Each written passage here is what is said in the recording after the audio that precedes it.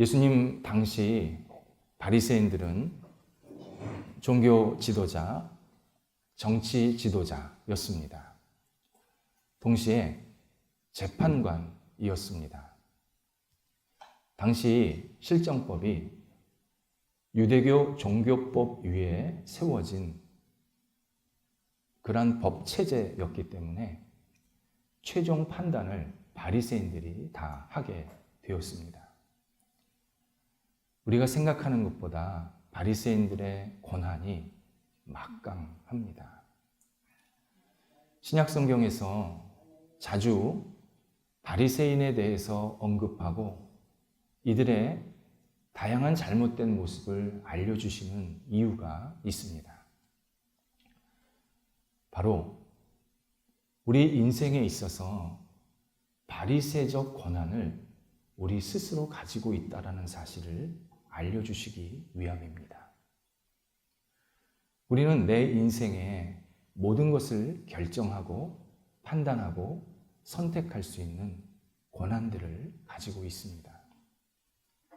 이 권한을 어떤 사람은 예수를 거부하고 하나님을 멀리하는 데 사용하고 반대로 자기를 유익하게 하고 자기의 권익을 보호하는 데 계속 사용하는 모습으로 권한을 이행하기도 하고 권한을 주장하기도 합니다. 어떤 사람은 이 권한을 하나님을 믿고 하나님의 뜻과 영광을 위해서 살도록 하나님이 기뻐하시는 모습대로 그 권한을 하나님께 드리는 그러한 삶을 살기도 합니다. 성경은 우리에게 말씀을 하십니다. 바리새인 권한으로 대표되는 이 바리새인들의 행동들을 우리가 지금 하고 있지는 않는지, 예수 그리스도가 십자가에 죽으시면서 모든 권한을 하나님의 뜻에 맡기셨던 것처럼 지금 나는 그런 삶을 살고 있는지 계속 확인하라고 바리새인의 모습을 우리한테 보여주시는 겁니다. 내 권한은 누구 거냐? 누가 줬느냐? 어떻게 사용하고 있느냐? 계속 묻고 계십니다. 오늘 본문에서 바리새인들이 자신의 의도대로 잘못된 목적을 가지고 안다, 알지 못한다를 반복하면서 결국 예수를 쫓아내고 죽이려고 하는 모습, 그러한 권한을 사용하고 있음을 확인하게 됩니다. 바리새인들이 부모에게서, 눈뜬 자의 부모에게서 원하는 답을 얻지 못했습니다. 이에 바로 두 번째로 눈뜬 자를 소환해서 추궁하기 시작합니다. 부모에게는 질문을 했습니다. 그리고 답을 들었습니다. 하지만 눈뜬 자에게는 질문 안 합니다. 일방적으로 모든 것을 다 결정해 놓고 너는 우리 말을 따라야 된다. 우리가 이렇게 딱 결정했으니까 너는 우리가 생각하는 대로 그대로 다 받아들여야 된다. 한쪽으로 몰아붙이고 있습니다. 24절에서 너는 하나님께 영광을 돌리라. 축복하고 권유하는 말투가 아니라 윽박지르는 말투입니다. 예수는 죄인인 줄 우리가 안다. 29절에서는 모세는 하나님께 말씀을 받았다는 것을 우리가 안다. 그러나 예수는 어디서 왔는지 우리가 알지 못한다. 바리새인들은 예수가 너를 눈뜨게 한 게 아니라 네가 눈을 떴다 그럼 그것을 네가 인정한다면 그것은 하나님이 하신 일이니까 하나님께 영광을 돌리라. 예수랑은 상관이 없다. 그러면서 매우 모순적인 말을 합니다. 예수님이 어디서 왔는지 누구인지 모르면 몰라야 되는데 죄인인 줄 안다. 이게 앞뒤가 안 맞는 말을 하고 있습니다.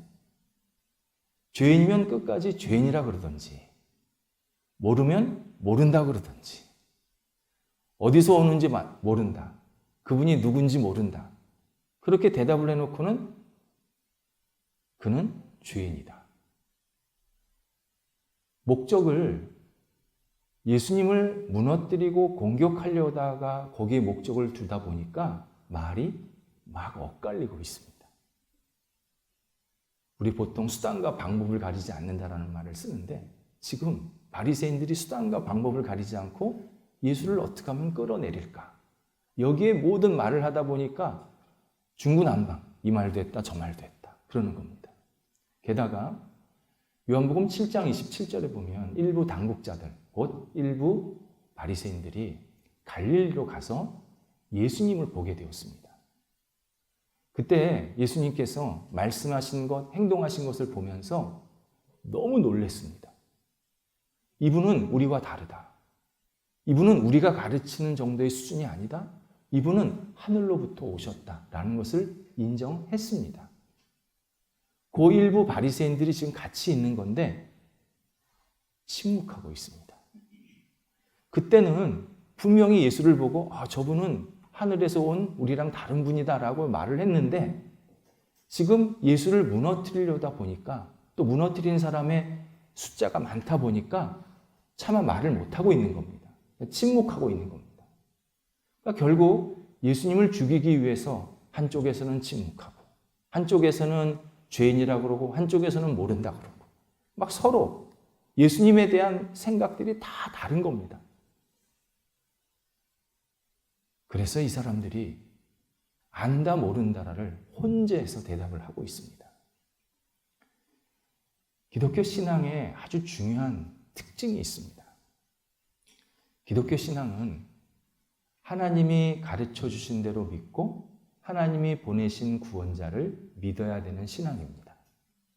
일반적인 가르침은 내가 하나를 듣게 되면 잘 응용해서 나의 어떤 세계관, 나의 학문, 길, 이런 것들을 만들어가는 게 중요합니다. 그래서 내가 스승한테 배웠어도 내 것을 더 발전시켜서 또 다른 학문의 세계를 만들든지 또는 다른 생각을 가져야 그 사람이 제대로 잘 배웠다, 그렇게 평가를 받습니다. 기독교 신앙은 아닙니다. 기독교 신앙은 처음서부터 하나님의 말씀인 성경대로 살아야 되고, 못 살죠. 그런데 살아야 되고, 하나님이 보내신 구원자 예수 그리스도만을 더 굳게 믿고 의지해야 합니다. 말씀대로 잘 지키고 행할수록 하나님은 우리를 보고 신실하다 칭찬하시고, 예수 그리스도를 잘 믿고 의지하면 의지할수록 우리의 신앙이 더 성숙해집니다. 그래서 최고의 신앙인의 모습은 뭐냐? 말씀대로 그대로 내 생활에서 이루어지고 예수 그리스도의 삶이 나의 삶이 되는, 그냥 복사해내는, 물론 그냥 아무 생각 없이 복사하는 게 아니라 정말 예수 그리스도를 내가 그대로 닮는, 이것이 최고의 성숙한 신실한 신앙인의 모습입니다. 그런데 우리 시대의 많은 사람들, 또 일부 신앙인들은 말씀대로 신앙생활 하려고 하지 않습니다. 예수 그리스도만을 굳게 붙잡고 의지하려고 하지 않습니다. 어떤 사람은 성경 좀 다양하게 해석해야 된다. 그래서 우리 시대 사람들이 다양한 문화에 있는데 그 사람들을 다 쉽게 받아들여야 된다, 흡수시켜야 된다. 그래서 좀 예수 믿는 것을 많은 사람들이 들어와서 같이 신앙생활 할 수 있도록 문을 활짝 열어야 된다. 말은 이렇게 했는데 실제로는 신앙생활을 굉장히 혼잡하게 하고 엉망하게 만드는 일들, 가르침들이 너무 많아졌습니다.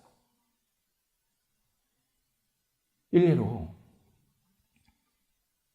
다윗과 요나단, 예수님과 사도 요한, 우리 요한복음의 저자가 사도 요한입니다.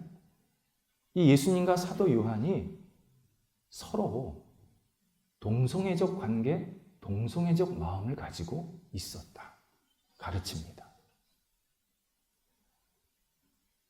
구약 성경에 보면 다윗이 요나단과 함께 끌어안고 입을 맞추고 눈물을 흘렸다라는 표현이 나옵니다. 신약 성경에 보면 예수님이 가슴에 사도 요한이 비스듬히 누워서 기대어 안겼다라는 장면이 나옵니다. 이 장면을 보면서 일부 신앙인들이 이건 기본적으로 동성애적 성향이 너무 분명한 거다. 그래서 성경에서는 그러한 성향들을 기본적으로 다 인정하고 있다. 어쩔 수 없이 그런 성향을 가진 사람들 우리 다 받아줘야 된다. 이렇게 주장합니다. 정말 자기 읽고 싶은 대로 읽는 겁니다. 당시 인사문화, 당시 어떤 상황과 배경들 전혀 고려 없이 지금 내가 하고 있는 일을 그대로 성경에서 끌어당겨가지고 성경이 나를 해석하게 만들어줘야 되는데 내가 성경을 내 걸로 끌어당겨서 마치 내가 하는 행동을 맞는 것처럼 그렇게 포장하고 해석할 때가 너무 많습니다. 당연히 동성애적 성향을 가지신 분들도 하나님의 자녀 될 수 있습니다. 단 성경에 비추어서 내가 지금 어떤 옳고 잘못된 모습을 하고 있는지를 돌아봐야 합니다. 정말 성경에서 가르치는 대로 그대로 받아들이면 아, 내가 이거는 아니구나. 이 부분은 내가 분명히 거절해야 되는 부분이구나. 깨닫게 되면서 다시 새롭게 살 수 있는 기회를 하나님이 주십니다. 또 예수님께서 동정녀에게 탄생하셨다라는 이 진실을 그건 신화입니다. 그건 예수님을 신격화하려다 보니까 신화적인 옷을 입히는 겁니다. 지금 과학시대에 사람이 어떻게 생기고 탄생하는지 그 과정별로 전부 우리를 알려주고 있는데 어떻게 동정녀에게서 예수님이 나오십니까? 그건 예수님을 좀 높이다 보니까 좀 과하게 신격화, 신화화 시킨 겁니다. 우리 나라에도 어떤 왕은 알에서 태어났다 그러고 누구는 마늘 먹고 사람 됐다 그러지 않습니까? 예수님도 그런 신격화 시키다 보니까 신화를 옷을 입혔는데 그런 거 다 걷어내야 합니다. 또 어떤 사람은 예수님을 정치 지도자로 그렇게 포장하고 이해하려고 하시는 분들이 있습니다. 예수님은 당시 로마 제국 기본 체제에 대해서 반감을 가졌다. 유대 공동체에 대해서 뭔가 문제의식을 가졌고 새로운 세상을 만들기 위해서 열심히 노력을 했지만 결국 너무 종교적인 그런 또는 정치적인 힘에 부딪혀서 실패한 거다. 그래서 정치적인 가장 심각한 핍박의 도구인 십자가에서 예수가 죽은 거다. 우리가 예수를 믿고 따르려다 보면 당연히 예수가 이루지 못한 이런 정치적인 성향들을 우리가 가져야 된다. 기존의 질서, 문제 있는 거 뒤집어 엎고 잘못된 모습은 다 뜯어 고치고 뭔가 새로운 세상을 만들려고 우리가 노력해야 된다라고 가르치고 주장하고 있습니다.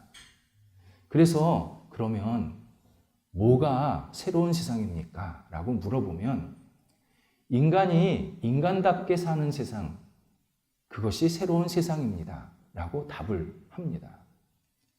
세상의 창조주이시고 구원자이시고 전능자이신 예수님이 인간을 인간답게 살기 위해서 십자가에 죽으셨고 세상에 오셨다. 이 말은 인간이 죽었는데 죽은 이유가 개미가 개미답게 살게 하기 위해서 죽었다. 말과 똑같습니다. 예수님은 인간을 인간답게 살게 하기 위해서 그런 정치적인 수단과 방법을 통해서 우리를 구원하시는 게 아니라 우리의 죄, 우리의 심각한 문제를 해결하시기 위해서 그래서 하나님 안에서 인간이 인간답게 살게 하기 위해서 이 땅에 오신 겁니다. 하나님과 관계없는 인간답게 사는 게 아니라 하나님 안에서 인간답게 살게 하기 위해서, 죄에서 진정한 해방을 느끼며 경험하게 하기 위해서 이 땅에 오신 겁니다. 계속해서 연결해서 어떤 사람은 예수님이 가난하고 힘든 나약한 사람들을 자주 만나셔서 그들에게 구원을 주셨다. 우리도 신앙인도 나약하고 힘없고 뒷배경 없는 사람들을 무조건 편들어야 된다. 그들이 잘 살 수 있도록 우리는 열심히 도와야 되고 그 가난하고 연약한 사람들이 세상의 주인 되는 것에 우리가 신앙인들이 앞장서야 된다. 이렇게 또 선동을 하고 있습니다. 예수님 당연히 가난하고 연약하고 힘들고 부족한 사람들 만나셔서 구원 주셨습니다. 그런데 예수님 힘있고 능력 있는 사람도 만나셨습니다. 당장 예수님 제자 중에 마태, 당시 세리였습니다. 당시 세리 부유했고 권력이 있는 사람입니다. 직접 찾아가셔서 나를 따르라 말씀하셔서 결국 제자로 삼으십니다. 그뿐 아닙니다. 이 세리, 마태의 상관, 세리장, 국세청장, 당시 최고의 손가락 안에 드는 부유한 사람, 권력 있는 사람도 만나셨습니다. 누구? 삭개오. 삭개오를 만나셔서 일부러 찾아가셔서 삭개오야, 오늘 내가 내 집에 유하여야겠다 말씀하시고 그를 구원 주시겠다고 마음 먹고 찾아가신 겁니다. 삭개오가 자기의 재산을 팔아서 많은 사람들에게 나누어 줬던 것, 그것 때문에 구원받은 게 아니라 이미 예수님은 삭개오에게 구원을 주시려고 찾아가셔서 그를 새롭게 만들어 주셨습니다. 이 외에도 회당장, 백부장, 당시 내노라 하는 권력자들을 만나셔서 다 그리스도의 구원을 전하시고 그 가족들을 다 치유와 회복으로 이끌어 주십니다. 기독교 신앙, 내가 복음 만들면 안 됩니다. 큰일 납니다. 성경대로 믿고 예수 그리스도를 더 전적으로 의지하고 붙잡아야 합니다. 세상이 혼란스럽고 어지럽을 때 우리가 거기에 같이 빠져가는 게 아니라 더 복음적으로, 더 말씀 중심으로, 더 예수 그리스도 중심으로 살아가야 우리가 잘못된 모습에 혼재되지 않고 혼합되지 않고 하나님의 자녀로서 오롯이 잘 살아갈 수 있게 만드십니다. 바리새인들의 실수가 이 부분이었습니다. 예수님을 거부하고 핍박하려다 보니까 모든 게 자기 중심이었습니다. 그러니까 예수님의 말씀도 들리지 않고 하나님이 원래 하시려고 했던 말씀도 못 듣는 겁니다. 그러니까 자기 복음, 자기 신앙, 자기 신념 가지고 계속 신앙생활하다 보니까 전혀 예수님께 인정을 못 받고 있었습니다. 그래서 안다, 알지 못한다를 자기 멋대로 막 마음대로 말하고 있는 겁니다. 그렇다면 드디어 눈뜬 사람의 안다, 모른다가 뭐였는지 우리가 확인하는 시간이 되었습니다. 눈뜬 사람 25절에서 나는 모릅니다. 그분이 죄인이라는 것을. 제가 원래 있는 성경대로 그냥 말씀드린 겁니다. 동사가 먼저 나왔습니다. 목적어가 나중에 나왔습니다. 강조형입니다. 나는 모르겠습니다. 알지 못합니다. 예수님이 죄인이라는 거, 나 그거 인정 못하겠습니다. 강조하는 겁니다. 이 말은 바로 앞에 바리새인들이 예수는 죄인이다 규정한 거에 반대말입니다. 이 말은 무슨 뜻이냐면 시각장애였던 이 사람이 어떤 처벌이나 어떤 공격을 받더라도 나는 예수를 죄인이라고 생각하지 않습니다. 담대하게 말하고 있는 장면입니다.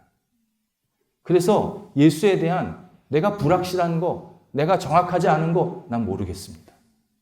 그건 내 권한 바뀝니다. 분명하게 고백을 하는 장면입니다. 그러면서 바로 뭐라고 얘기하냐면 나는 압니다. 예수님이 나를 고치셔서 내가 눈 뜬 것을 똑같이 강조형으로 말하고 있습니다. 나는 예수가 죄인인지는 모르겠지만 내가 아는 것은 나를 눈뜨게 하신 분, 나에게 너무 소중한 분, 나 그거 확실히 압니다. 라고 말하고 있습니다. 눈뜬 사람의 말의 흐름이 이렇게 전개가 되는 겁니다. 그분이 왜 나에게 다가오셨는지 모르겠습니다. 왜 내 눈에 진흙을 발라서 저 연못가에 가서 씻으라고 말하셨는지 모르겠습니다. 그게 그분이 죄인이다 라는 증거가 되지는 않습니다. 나는 그거는 확신 못하겠습니다. 다만 내가 아는 것은 내가 그분을 그대로 따랐더니, 그분이 하라는 대로 그분을 따랐더니 내 눈이 떠졌습니다. 이건 내가 확실히 압니다. 눈뜬 사람의 이 고백과 말을 통해서 우리가 굉장한 신앙적 도전과 의미를 깨닫게 됩니다. 먼저 눈뜬 사람이 말하는 게 모릅니다 라는 인식에서부터 출발하고 있습니다. 부모는요, 이 아들이 심각한 시각장애 앓고 있습니다. 내가 그걸 압니다 라고 대답을 했고, 바리새인은 우리가 예수는 죄인이라는 것을 안다. 둘 다 안다라는 인식에서부터 출발한 겁니다. 그런데 눈뜬 사람은 모릅니다부터 인식이 출발됐습니다. 성경이요, 이게 아무런 의미 없이 그대로 이렇게 대조해 준 게 아닌 겁니다. 너의 인식은 어디서부터 출발하고 있느냐 지금 묻고 계신 겁니다. 인간의 인식은요, 구원, 진리, 하나님에 대해서 알지 못합니다. 우리 세상에 태어나서 죽을 때까지 구원, 진리, 하나님 모르고 죽을 수 있습니다. 누군가 가르쳐주지 않으면, 누군가 깨우쳐주지 않으면 구원, 진리, 하나님, 그런 게 뭐지? 그냥 막연하게 생각하다가 그러고 그냥 내 인생 살다 끝날 수 있습니다. 때로는 하나님 없는 세상적인 지식을 배워놓고 그 하나님 없는 지식을 가지고 하나님이 이렇다 저렇다, 구원이 있다 없다, 이것이 진리다 아니다 라고 분석하고 평가하는 사람들도 많습니다. 전혀 다른 분야의 지식인데 하나님 없는 지식을 가지고 하나님이 있다 없다를 판단하는 겁니다. 그러다 보니까 계속 오류에 오류가 거듭나면서 하나님을 계속 왜곡하고 오해할 때가 너무 많아지는 겁니다. 우리가 진리, 구원, 하나님에 대해서 알 때가 있습니다. 예수 그리스도를 믿고 나서입니다. 예수 그리스도를 믿고 나면 잘 모르죠, 예수님이 누군지. 근데 예수님이 내 안에 다가오셨을 때 내가 그분을 받아들이고 믿으면 그때부터 예수님이 나한테 진리를 깨닫게 하십니다. 구원을 깨닫게 하십니다. 하나님이 어떤 분이라는 사실을 계속 깨닫게 하십니다. 와, 이런 세상이 있었군요. 나는 그런 세상이 없다고 생각했는데 그런 세상을 저한테 경험하게 하시는군요. 하나님이 이런 분이시군요. 이런 게 구원이군요. 이게 진리군요. 내가 지금 여태까지 알고 있던 것은 전부 그림자였군요. 진짜 본질은 이거였군요. 계속 깨닫게 하십니다. 그래서 신앙인은 세상 끝날 때까지 계속 깨우침을 받습니다. 영적으로. 오늘 깨우침이 다르고 내일 깨우침이 다릅니다. 그래서 기독교 신앙은 열려있는 신앙, 희망의 신앙입니다. 우리는 다 알고 예수 믿는 거 아닙니다. 우리 완벽하게 다 알고 예수 믿고 따르는 거 아닙니다. 모릅니다. 그런데 예수님께서 내가 예수를 믿고 그분을 바라보기 시작하면 계속 영적으로 새로운 것을 깨닫게 하시고 받아들이게 하시고 내 영혼 속에 희열을 느끼게 하십니다. 그래서요, 예수님을 잘 믿게 되면요, 막 영적으로 벅찬 감정을 주체할 수가 없습니다. 너무 기뻐서 내가 이런 것도 알게 되었다. 이런 것도 깨닫게 되었다. 그래서 우리 영혼이 완전히 감사와 기쁨에 충만한 삶을 살게 만드십니다. 두 번째는 이 눈뜬 사람이 예수님을 그대로 받아들이면서 자기의 부족하고 추한 모습을 보여드렸습니다. 내가 예수가 고쳐주셔서 나았습니다 라는 이 표현에는 저는 예수님이 다가오셨을 때 내가 시각장애인 한번 생각해 보시기 바랍니다. 얼마나 초췌했겠습니까? 제대로 씻었겠습니까? 자기 눈이 감겨져 있으니까 얼마나 모습이 참 볼품없었겠습니까? 그런데 예수님이 다가오셨을 때 자기의 모습을 그대로 예수님께 보여드립니다.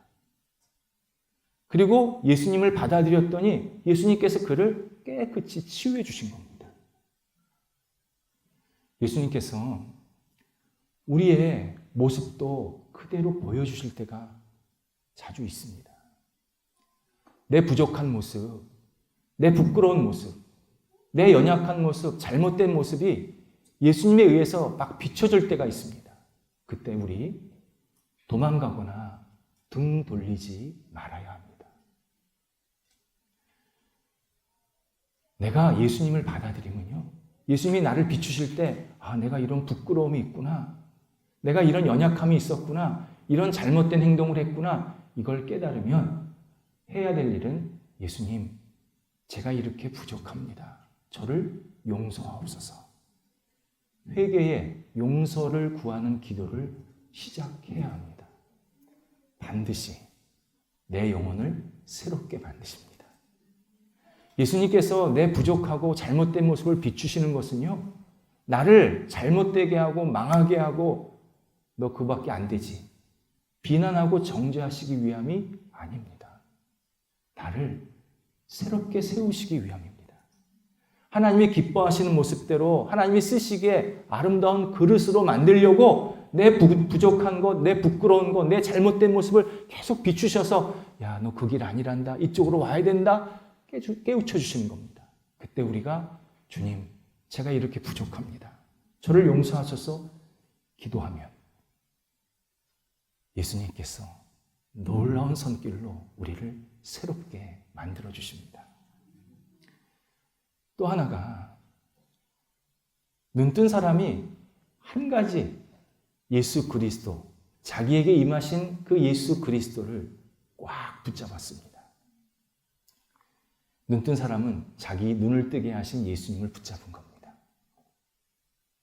다른 사람이 뭐라 그래도 저분이 내 눈 뜨게 해주셨습니다. 저분은 나한테 이런 분입니다. 저는 분명히 확신합니다. 당신이 나한테 뭐라고 비난하던 정죄하던 관계없이 나는 예수님이 나한테 이런 분입니다. 라는 이 고백을 꽉 붙잡았습니다. 그래서 그는 마지막에 예수 그리스도의 제자로서 다시 삶을 시작하게 만드신 겁니다. 우리도 하나님께서 우리 각자에게 주신 은혜들이 있습니다.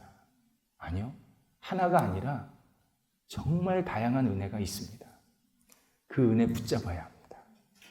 하나님이 나에게 은혜를 베푸신 것은 그 은혜 붙잡고 계속 살면 하나님께 영광이 되고 내 영혼 속에 더 큰 은혜를 계속 부어주시겠다, 그 통로로 그 첫 번째 은혜를 주신다라고 말씀하시는 겁니다. 우리가 생활하다 보면 옆 사람에게 있는 은혜, 옆 사람에게 있는 사랑을 보면서 좀 마음이 섭섭할 때가 있습니다. 아니, 저 사람은 저렇게 사랑도 많이 받고 이 사람은 이렇게 은혜도 많이 받는데 왜 하나님 나는 저런 사랑과 은혜가 없을까요? 막 이렇게 불만과 불평을 가질 때가 있습니다. 그때 그럴 필요가 없다는 겁니다. 하나님께서 내 생활을 지금껏 인도하신 것 여러 가지를 보면 주신 은혜와 사랑이 너무 큽니다. 그거 붙잡으라는 겁니다. 내가 지금 너와 함께하고 있으니까 너 그거 붙잡고 나 인정해. 그러면 계속 그거 플러스 더 많은 은혜와 사랑을 너한테 부어줄 거야. 우리에게 계속 우리에게 먼저 주신 은혜를 소중히 여기라고 말씀하십니다. 기독교 신앙의 정말 훌륭한 장점이 뭐냐면 좋은 신앙의 선조들이 있다는 겁니다. 그래서 우리 후손들이 어떻게 신앙생활을 해야 되는구나, 어떻게 살아야 되는구나 본을 보여주셨습니다. 그래서 내가 신앙생활 좀 힘들고 어려울 때, 막 흔들릴 때, 누구 보니까 참 저렇게 신앙생활 잘했다. 그런 거 보면서 자꾸 내가 배우게 되고 그렇게 신앙생활 하고 싶은 열망, 열정을 갖게 만들어 주십니다. 그런 좋은 신앙의 선조 가운데 한 사람, 마틴 루터를 우리는 꼽을 수밖에 없습니다. 16세기, 아주 먼 얘기 같죠? 근데 16세기 종교개혁을 이끌었던 지도자였고, 우리 후손들에게 복음이 뭔지, 복음으로 사는 게 뭔지를 제대로 가르쳐줘서 우리가 지금 이렇게 복음 위에 서서 신앙생활을 잘할 수 있게 만들어 준 좋은 선조입니다. 만약 루터 아니었다면 우리 지금도 어두움에 갇혀서 윤리적이고 율법적인 신앙생활, 인생을 계속 살고 있었을 것이 분명합니다. 서로 누가 착한 마음 살고 있다, 착한 마음 가지고 있다, 누가 좋은 일 많이 했다, 누가 선한 일 많이 했다, 이런 거 따지면서 내가 더 잘났다, 네가 더 의롭다, 서로 다투고 갈등하는 그러한 율법적이고 윤리적인 생활을 할 수밖에 없었습니다. 그런데 루터가 이 모든 것들을 깨우친 겁니다. 성령께서 루터를 싹 들어 올리셔서 그를 통하여서 복음이 뭔지, 어떻게 살아야 복음으로 사는 것인지를 우리들에게 전달해 주었습니다. 루터는요, 누구보다도 윤리적이었고 율법적이었습니다. 그런데 자기가 그렇게 살다 보니까 기쁨이 없는 겁니다. 감사가 없는 겁니다. 그리고 자기보다 못한 사람만 계속 보이는 겁니다. 여기에는 구원이 없구나. 이건 하나님의 뜻이 아니구나 깨닫게 되면서 성경을 통해서 복음을 재발견하고 우리에게 이 복음으로 다시 새롭게 돼야 한다. 목숨 바쳐서 헌신해서 우리들에게 복음을 전달해 주었습니다. 루터가 자주 했던 문장, 두 문장이 있습니다. 하나가 나는 부족합니다. 입니다. 나는 부족합니다. 나는 한 인간일 뿐입니다. 내가 가르치는 내용, 내가 섬기고 이끄는 모임, 잘못될 수 있습니다. 완전한 모임은 복음밖에 없습니다. 유일하게 진리이자 우리를 세우는 가장 근본적인 토대는 복음밖에 없습니다. 누구든 어떤 모임이든 복음에 비추어서 내가 지금 잘 살고 있는지 못 살고 있는지 계속 확인해야 합니다.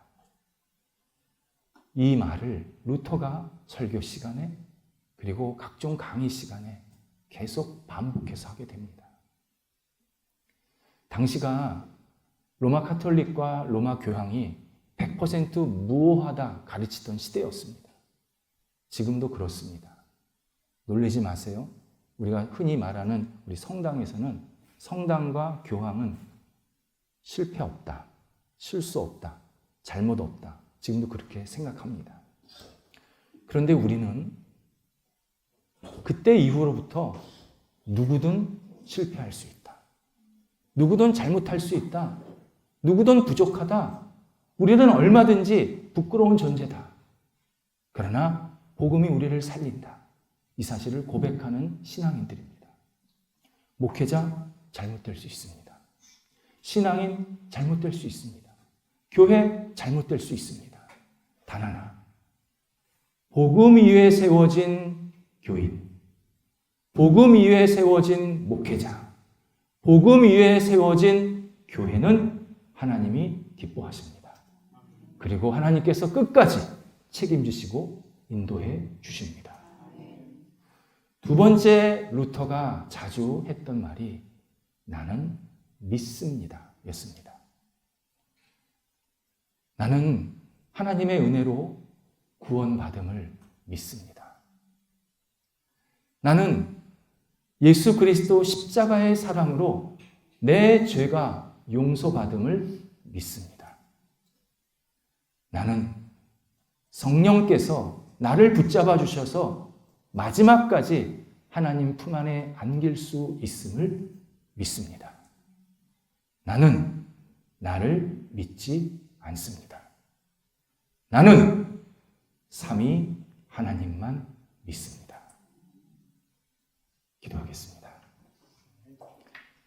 하나님, 예수 그리스도 영원한 우리의 진리이시요 구원자이심을 오늘도 고백하며 이 자리에 나오게 하신 것 감사합니다. 하나님께 제 영혼과 삶을 온전히 맡기게 하시고 주께서 이끄시는 대로 감사함과 기쁨으로 날마다 살아가는 저희가 될 수 있도록 인도하여 주시옵소서. 우리의 부족함은 날마다 주 앞에 아뢰게 하시고 주께서 허락하시는 사랑과 은혜를 붙잡고 오늘도 이번 한 주간도 힘차게 하나님께 영광되는 삶이 될 수 있도록 인도하여 주옵소서. 예수님의 이름으로 기도드립니다. 아멘.